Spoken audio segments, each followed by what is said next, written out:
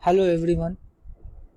Today I am going to talk about Schedule 1, Additional Income and Adjustment to Income.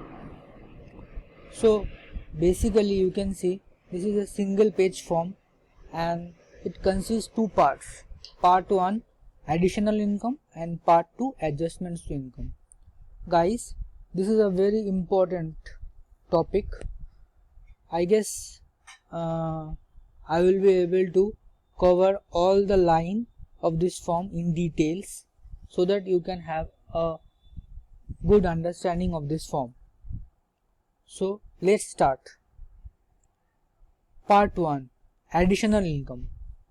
Line number 1 Taxable refunds, credits or offsets of state and local income taxes.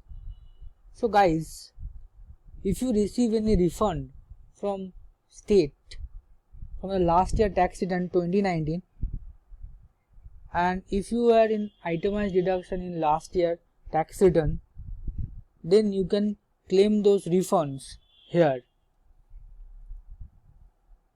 taxable refunds of states. Same goes for local income taxes as well. Now come to line number 2 alimony. See, alimony payment is no longer in play.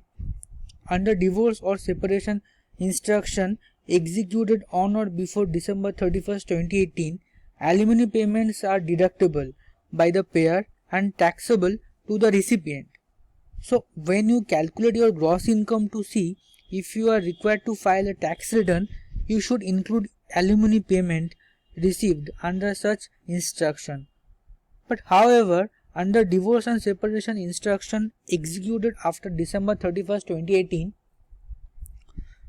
under certain instruction executed 2018 later modified, alimony payments are neither deductible by the payer nor taxable to the recipient. So when you calculate your gross income, don't include alimony received under such instruction. Now line number 3 business income or losses. So guys, if you have any business or you are the owner of any if you are self-employed and then if you generate any income or loss, then the income or loss from Schedule C, it should flow here in line number 3. So line number 4 talks about other gains or losses attached from 4797. Guys, have a look on the form 4797. It's sales of business property. So guys, if you have any kind of gains or losses from that form 4797, then it should flow here in line number 4. Now coming to line number 5. It's basically rental income, Schedule E. You can see that Schedule E. And also those people are related to partnership or S corporation and their proportion of income or losses, that should come here in line number 5. And if the taxpayer is owner of any firm and it generates any income or loss under Schedule F, so it should flow to line number 6. Now line number 7 unemployment compensation. Guys, this relates to form 1099G. So you can, if I can zoom, you can see that unemployment compensation, this amount should flow here in line number 7. And other income like 1099 NEC, non-employment compensation, that generally comes as other income in line number 8. So guys, the total from line number 1 to line number 8, it should be here in line number 9. Now coming to part 2 adjustment to income. Guys, if you have any HSA deduction, then you should attach from 88, 89, and that deduction part should flow to line number 12. Now, one thing I would like to tell you that moving expenses are no longer available. So, coming to line number 14, deductible part of self-employment tax. So guys, if you have any self-employment income, so you can get the deduction for that in line number 14.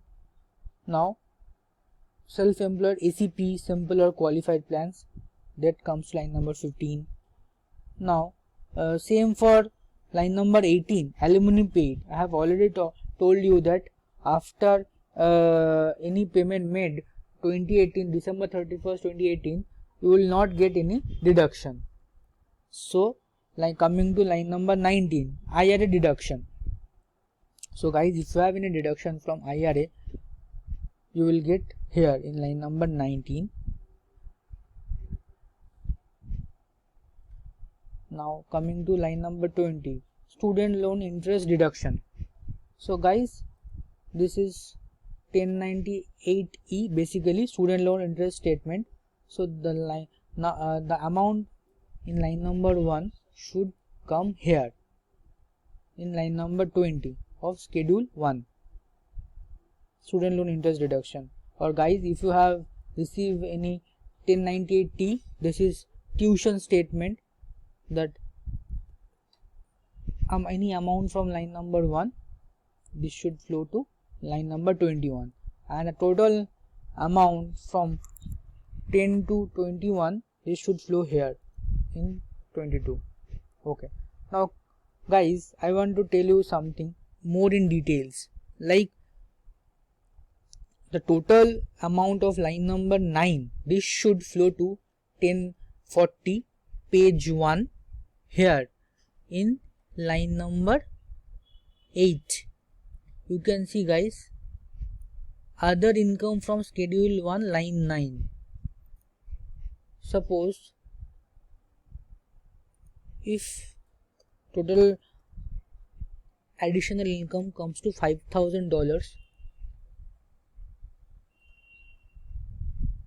so the line 8 should also flow here in as $5,000.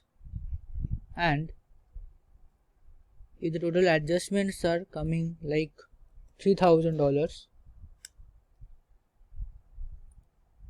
this should flow to line number 10A from schedule 1, line 22 here, $3,000. Now guys, I would like to show the same to you in the Drake software. How does it work in Drake? So coming to the search box, I am typing 1098E.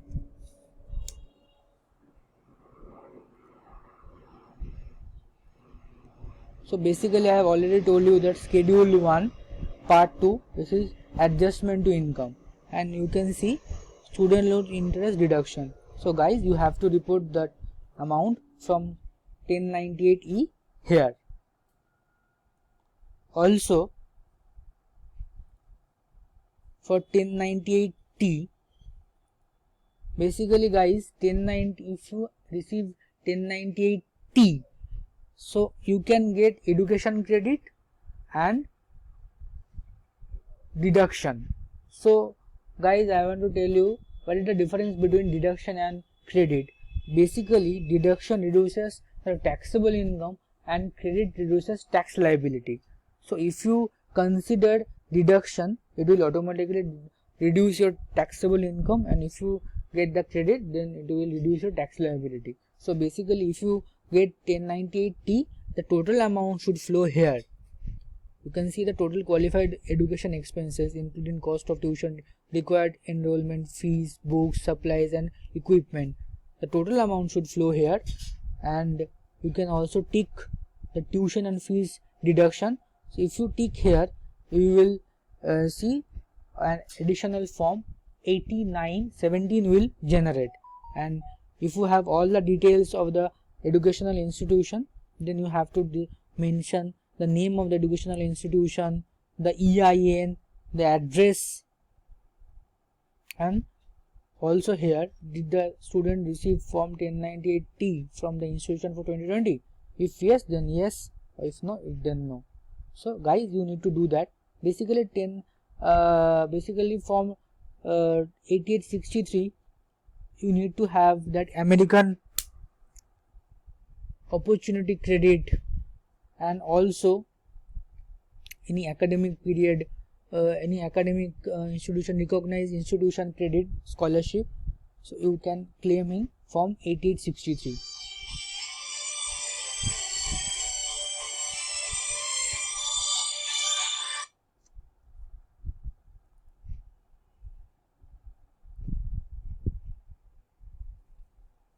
So guys,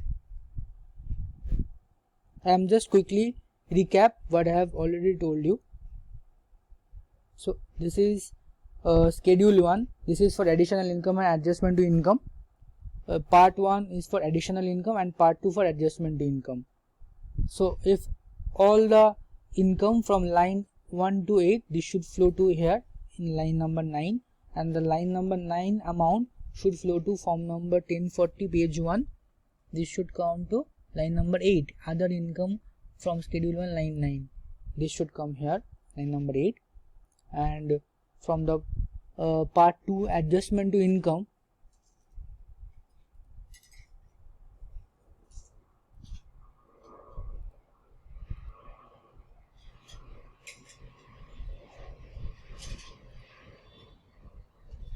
this should the total part 10 to part 21, line number 10 to 21, this should flow to line number 22, and this should flow to 10A, schedule on line 22. So guys, hope you have enjoyed the video and have some idea about schedule 1. Goodbye.